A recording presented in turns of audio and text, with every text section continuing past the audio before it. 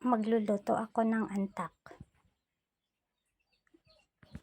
Ewan ko ano sa Tagalog to. Agayat siguro sa Tagalog, di ko lang sure. Magluluto ako ng antak. Isang basong antak.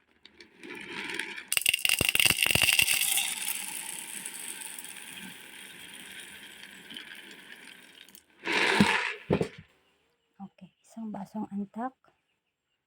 Tapos, haluan ng talong. Galing sa sariling garden.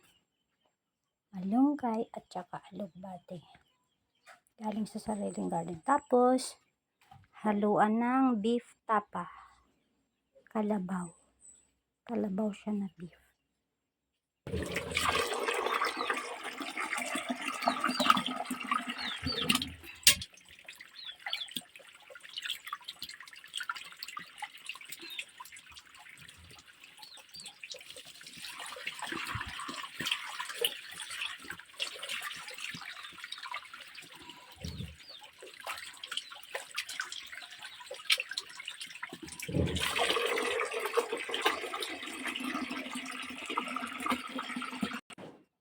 Isabay na yung beef tapa sa paglaga ng sa paglata ng beans, yung antak beans.